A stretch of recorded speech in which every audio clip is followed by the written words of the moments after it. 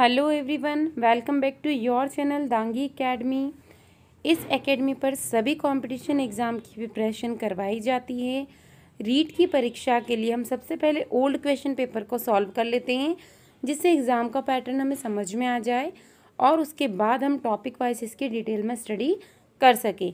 यदि आपने अपने रीट की एग्ज़ाम के लिए हिंदी को सेकेंड लैंग्वेज के रूप में चॉइस करा है या चूज़ करा है या चुना है, तो उसके लिए हम पहले आए हुए क्वेश्चन पेपर को देख लेते हैं। यदि आपका सेकंड ऑप्शनल सब्जेक्ट हिंदी है और फर्स्ट में आपने या संस्कृत लिया है या इंग्लिश लिया है या उर्दू लिया है, यदि आपका सेकंड सब्जेक्ट ऑप्शनल में हिंदी है तो उसके क्वेश्चन आप इस वीडियो में देख सकते हैं। क्वेश्चंस देख लेते हैं हम। और यदि आप इस चैनल पर नए हैं तो सबसे पहले चैनल को सब्सक्राइब कर दें और बेल आइकन को प्रेस कर दें, ताकि आने वाले वीडियो के नोटिफिकेशन आपको मिलते रहें और आपकी तैयारी और बेहतर हो सके। तो फर्स्ट क्वेश्चन है, भाषा शिक्षण में दृश्य श्रव्य साधनों के प्रयोग का मुख्य प्रयोजन है। क्या होता है इसका मुख्य प्रयोजन? शिक्षण में विविधता लाना, विद्यार्थियों की विभिन्न इंद्रियों को क्रियाशील बनाना, रोचकता का संचार करना, मनोरंजन करना। तो ऑप्शन नंबर बी, विद्यार्थियों की विभिन्न इंद्रियों को क्रियाशील बनाना। जब हम किसी भी चीज़ को देखेंगे और सुनेंगे तो वो ज़्यादा एक्टिव हो जाएंगे और अच्छे से वो समझ में आ जाएगा। अर्थग्रहण के कौशल के विकास के लिए अधिक उपयोगी है। व्याकरण की शिक्षा, समाचार वाचन, मौन वाचन या सस्वर वाचन। तो मौन वाचन अधिक उपयोगी है। वर्तमान परीक्षा प्रणाली में क्या दोष है? यह विद्यार्थी द्वारा अर्जित योग्यता का सही मूल्यांकन नहीं करती है। इसमें संपूर्ण पाठ्यक्रम के अध्ययन की आवश्यकता नहीं रहती। इसमें अंकन का कोई सुनिश्चित मापदंड नहीं है। इनमें से सभी। तो सारे ऑप्शन इसके लिए सही हो जाएंगे कि ये सभी दोष आज की वर्तमान परीक्षा प्रणाली में उपस्थित हैं। हिंदी शिक्षण में उपलब्धि की जांच की जा सकती है बुद्धि परीक्षण से, निबंधात्मक प्रश्नों से, प्रोजेक्टिव परीक्षण से, उपलब्धि परीक्षण से। तो उपलब्धि परीक्षण से इसकी जांच की जा सकती है। उपलब्धि परीक्षण के संबंध में कौन सा कथन उपयुक्त नहीं है? मौखिक परीक्षा में पक्षपात की आशंका रहती है। निबंधात्मक प्रश्नों के मूल्यांकन में वस्तुपरकता का अभाव रहता है। वस्तुनिष्ठ परीक्षा से मौलिकता का विकास होता है। क्रियात्मक परीक्षाओं में शाब्दिक ज्ञान का महत्व नहीं होता। तो जो वस्तुनिष्ठ परीक्षाएं होती हैं उससे मौलिकता का विकास होता है, इसलिए अधिकतर जितने भी कंपटीशन एग्जाम होती है उनमें वस्तुनिष्ठ प्रश्न पूछे जाते हैं। द्वितीय भाषा शिक्षण की तुलनात्मक विधि है। सिद्धांत प्रणाली, व्यतिरेकी विधि, व्यास प्रणाली, तुलना विधि। तो व्यतिरेकी विधि। मौन वाचक का प्रकार नहीं है। समवेत वाचन, द्रुत वाचन, वैयक्तिक वाचन या अनुकरण वाचन। तो ए बी डी तीनों इसके सही आंसर हो जाएंगे, क्योंकि मौन वाचक का प्रकार क्या है? वैयक्तिक वाचन। ये तीनों ऑप्शन नहीं है, तो यहाँ हमें नहीं है पूछा, इसलिए तीनों ऑप्शन हमें बताने पड़ेंगे।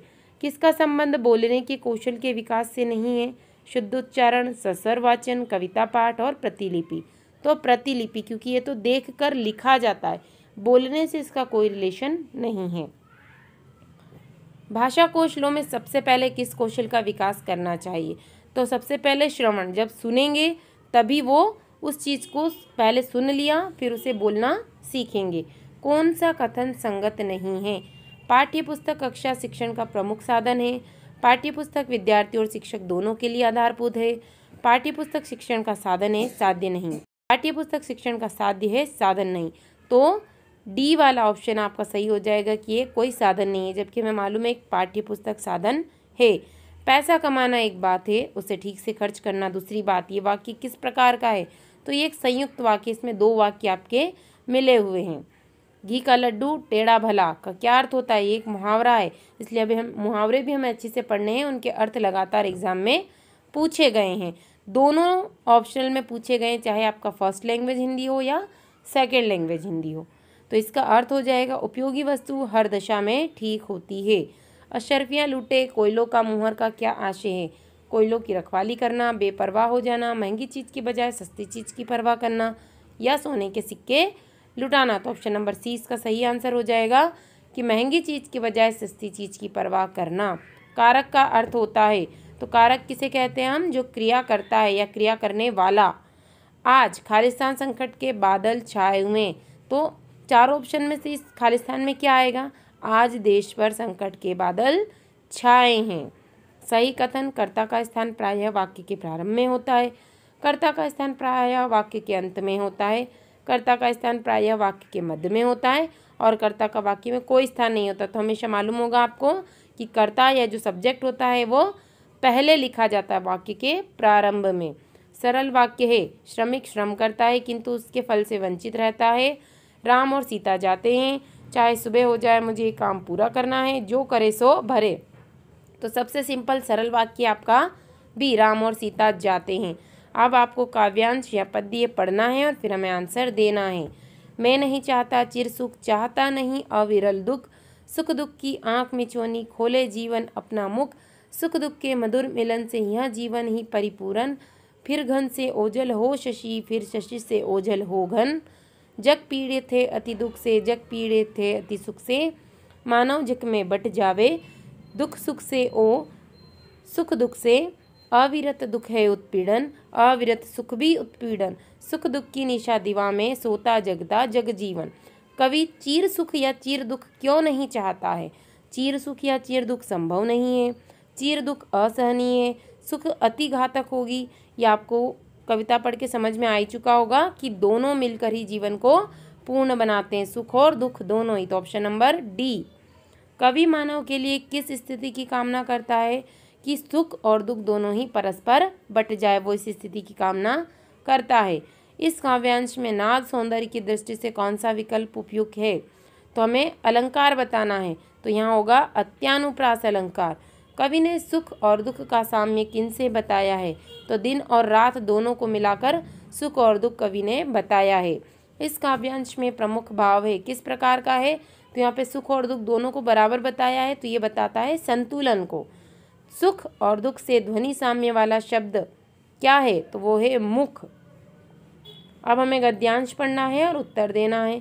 राजस्थान समाज के आगे मैं इसलिए नतमस्तक हूँ कि उसने ओरण की व्यवस्था सैकड़ों वर्ष पहले निकाली। ओरण यानी एक ऐसा जंगल जो केवल अकाल के समय में खुलेगा। इसका मतलब ऐसा कुआं जो केवल आग लगने पर उसे बुझाने के काम आए, मतलब उसको पीने के लिए, नहाने के लिए नहीं लगाना है। ऐसे विशेष जंगल उन्होंने बनाए। इसका ये मतलब नहीं कि राजस्थान में अकाल नहीं आते, अकाल खूब आए, लेकिन उनसे लड़ने की और उनको सहने की हमारी तैयारी पक्की रखी। लड़ना भी शब्द नहीं रहा, अकाल भी हमारे परिवार का एक हिस्सा है। प्रकृति आज थोड़ा सा ज़्यादा पानी बरसा गई है, कल थोड़ा कम गिरा देगी, तो उसके स्वभाव को देखना है। उन्होंने एक अंदाज लगाया होगा, अपने 500 पीढ़ियों के इतिहास में से हर 13-14 साल में वर्षा कम हो जाती है, अकाल पड़ता है। तो अपने को 12-13 साल तक एक जंगल को बचा कर रखना है। ओरण का जो अलग अलग बंद और खुलने का समय है वो भी तय किया गया। पूजा और मंदिरों से भी जोड़ा गया। वह तो इसलिए कि उनको बड़े पैमाने पर कोई चीज़ करनी थी, वह धर्म से जुड़ा बिना नहीं हो सकती थी। अब क्वेश्चन देख लेते हैं हम। कौन शब्द विदेशी है? शब्द, धर्म, अंदाज और प्रकृति। तो अंदाज विदेशी शब्द है। निम्न किस शब्द में प्रत्यय नहीं है? पीढ़ियों, विशेष, लड़ना और सैकड़ों। तो विशेष में कोई प्रत्यय नहीं है। व्यवस्था में संधि है। किस प्रकार की संधि है? तो व्यवस्था में यण संधि है। नतमस्तक में किस प्रकार का समास है?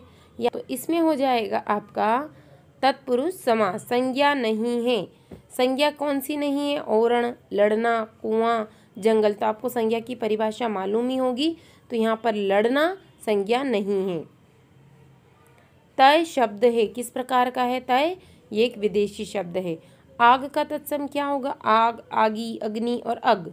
तो अग्नि आपका तत्सम शब्द हो जाएगा। और अलग अलग सब्जेक्ट के पेपर देखने के लिए दांगी एकेडमी पर बने रहिए। और यदि आपको वीडियो अच्छा लगा हो तो इसे लाइक कीजिए।